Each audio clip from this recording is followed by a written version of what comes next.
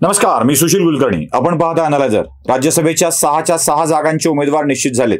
निवडणूक होणार की नाही हे येणाऱ्या काही तासामध्ये स्पष्ट होईल की देशभरात ही निवडणूक बिनविरोध होईल यासंबंधीची ही चर्चा आपल्याकडे चालू आहे. बहुतेक बिनविरोध होईल असा अंदाज दिसतोय. राज्यातही ही निवडणूक बिनविरोध होण्याची शक्यता आहे. पण अशोक चव्हाणांच्या येण्यामुळं आणखी काही गडबडी होणार आहेत का आणि काँग्रेसला धक्का देण्याच्या तयारीत भाजप आहे का, अजून कोणता उमेदवार उभा करणार आहे का, याविषयी चर्चा चालू आहे. या मुद्द्यांमध्ये 6 उमेदवारांच्या घोषणेमध्ये मला एका उमेदवारीचं आश्चर्य वाटतंय. एका उमेदवारीचं म्हणजे उपमुख्यमंत्री अजित पवार यांनी अल्पसंख्याक समाजाला प्रतिनिधित्व मिळेल अशी घोषणा केल्यानंतर बाबा सिद्दीकी यांच्या नावाची चर्चा सुरू होती आणि ही चर्चा वगळून अचानक सध्या खासदार असलेले आणि 2027 पर्यंत ज्यांच्या खासदारकीची मुदत अजून बाकी आहे अशा प्रफुल्ल पटेल यांना आत्ताची खासदारकी देऊन म्हणजे 24ची खासदारकी देऊन त्यांना 30 पर्यंत खासदार राहतील याची व्यवस्था केली गेली आहे. हे जरासं आश्चर्यकारक आहे. बाकी भारतीय जनता पक्षाने ज्या 2 उमेदवारी दिल्या त्या त्यांच्या नुकसानीची भरपाई आहे असं म्हणावं लागेल. एक डॉक्टर अजित गोपछडे जे नांदेडमधले आहेत. इथे अजून एक वैशिष्ट्य आहे, नांदेडमध्ये 2-2 खासदारकी बहाल झाल्यात. आता नांदेडला 2 राज्यसभा सदस्य आणि 3 लोकसभा सदस्य म्हणजे स्वतः नांदेडचे 1, किनवटच्या भागातले 2 आणि 3 लोहा कंधारला लातूरचे खासदार असे 5-5 खासदार आता नांदेडला प्रोटोकॉलमध्ये येणार आहेत. हे नांदेडचं वैशिष्ट्य. 5 खासदारांचा जिल्हा नांदेड होणार आहे, हे नांदेडचं वैशिष्ट्य. गोपछडेंना विधान परिषद निवडणुकीच्या वेळी भाजपानं दिलेली उमेदवारी अचानक काढून घेण्यात आली आणि त्याच्या जागी रमेश करडांना उमेदवारी देण्यात आली होती. हा गोपछडेंवरचा अन्याय दूर केलाय. नुसता गोपछडेंवरचा अन्याय दूर केलाय असं नाही, तो गोपछडे लिंगायत समुदायातील आहेत. नांदेड, लातूर, सोलापूर आणि धाराशिव या 4 लोकसभा मतदारसंघामध्ये लिंगायत समाजाचं चांगलं प्राबल्य आहे आणि इथे लिंगायत समाजाला समाविष्ट करून घेण्यासाठी म्हणून एक चेहरा भाजपने पुढे आणलेला आहे, हे विसरता कामा नये.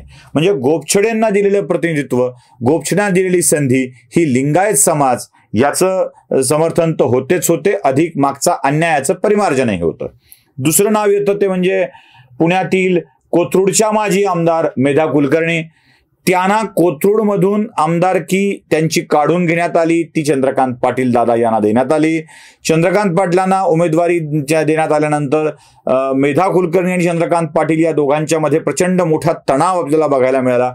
चांदणी चौकाच्या उड्डाणपुलाच्या वेळेला देखील हा तणाव जाणवला. या 2 नेत्यांच्या मध्ये संघर्ष होत असताना ब्राह्मणांच्या वरती भाजप पुण्यामध्ये अन्याय करत आहे अशी एक जोरदार चर्चा सुरू झाली होती.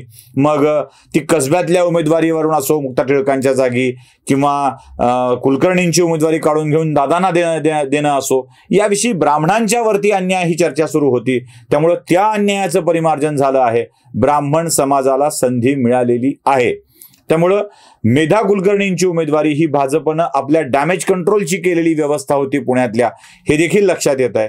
अशोक चव्हाणांना भाजपमध्ये घेऊन त्यांना लगेच राज्यसभेवर घेण्याची भाजपनं केलेली खेळी ही अशोक चव्हाणांना त्यांना आल्याच्या लगेच दिलं गेलेलं ते बक्षीस आहे.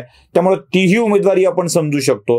काँग्रेसकडून हंडोरेंचा जो काही अन्याय झालेला होता हंडोरेंच्या वरती, त्याचाही विचार झाला पाहिजे. कारण मागच्या वेळेला हंडोरे निवडून येतील आणि एक्स्ट्रा उमेदवार म्हणून भाई जगतापांना उमेदवारी दिली होती, पण भाई जगताप चाणाक्ष निघाले. हंडोरेंचा पराभव करून भाई जगताप निवडून आले. पण हंडोरेंना पराभूत झाल्यामुळे तिथे त्यांची अडचण झाली होती की दलितांचा पराभव काँग्रेसमध्ये होतो अशी एक इमेज तयार झाली होती. आता हंडोरेंना उमेदवारी देऊन एक चांगली मूव काँग्रेसने पहिल्यांदा घेतली आहे. बाहेरून कोणीतरी येऊन त्याला तिकीट द्यायचं आणि त्याला निवडून आणायचं असा उद्योग करण्यापेक्षा काँग्रेसने एक चांगली मूव घेतलेली आहे. पण इथेही हंडोरेंना काही दगाफटका होण्याची शक्यता बघावी लागेल. भाजप अधिकचा उमेदवार टाकणार आहे का हे पण तपासावं लागणार आहे. बघूया काय होतंय ते. संध्याकाळपर्यंत याचं सगळं चित्र स्पष्ट होऊन जाईल. पण तोपर्यंत हा व्हिडिओ देखील तुमच्या समोर आलेला असेल, त्यामुळे बरेच विषय याच्यामध्ये चर्चेला येऊ शकतात. आता शेवटचा मुद्दा येतोय तो म्हणजे प्रफुल्ल पटेल यांचा. प्रफुल्ल पटेल यांना उमेदवारी का दिली गेली बाबा सिद्दीकींचं नाव चर्चेत असताना?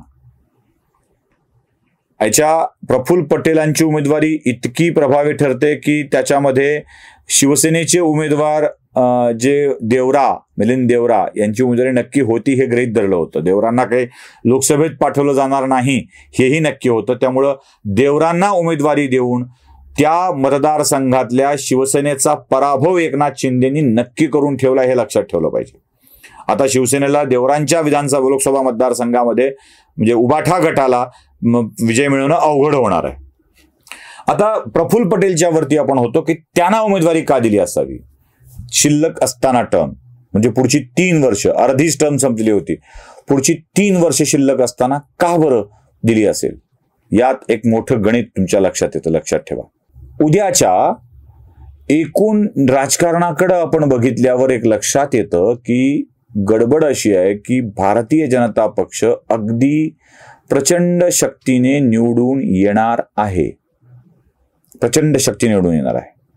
आणि त्यावेळी आपल्या व्यक्तिगत राजकारणाला अशी दिशा मिळत राहील का ही शंका असते.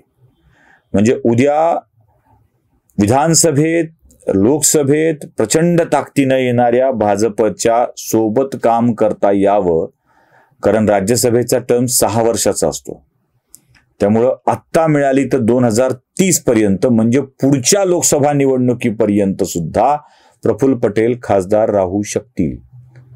म्हणजे उद्याचं भाजपचं धोरण बदललं तर आपल्या राजकारणाला, व्यक्तिगत राजकारणाला फटका बसायला नको याची काळजी प्रफुल्ल पटेल यांनी घेतली आहे.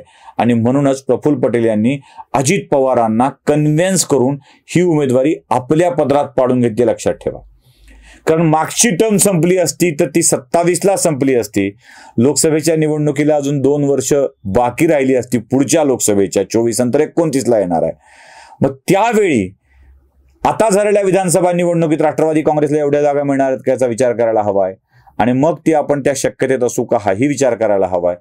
त्यामुळे आता ती जागा मोकळी करून प्रफुल्ल पटेल यांनी 30 पर्यंतची आपली व्यवस्था करून घेतली आहे. आता पोटनिवडणूक देखील होईल, त्यात ती जागा कदाचित भाजपला जाऊ शकते, कोणालाही जाऊ शकते.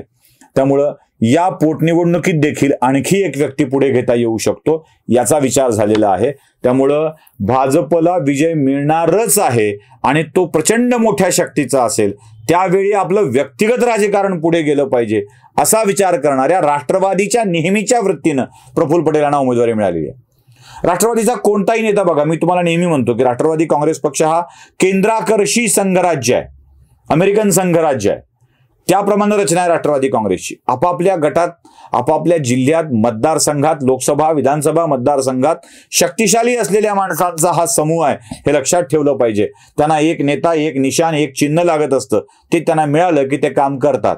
त्यामुळं आपलं व्यक्तिगत राजकारण किती सुरक्षित राहील याची काळजी राष्ट्रवादी काँग्रेस पक्षामध्ये अधिक घेतली जाते. आणि त्याच काळजीपोटी प्रफुल्ल पटेल यांनी 30 पर्यंतची खासदारकी आपल्या पदरात पाडून घेतली आहे असंच म्हणावं लागेल. तुम्हाला काय वाटतंय ते नक्कीच बघा, कमेंट बॉक्समध्ये कळवा. लाईक, शेअर, सबस्क्राईब करायला विसरू नका. धन्यवाद.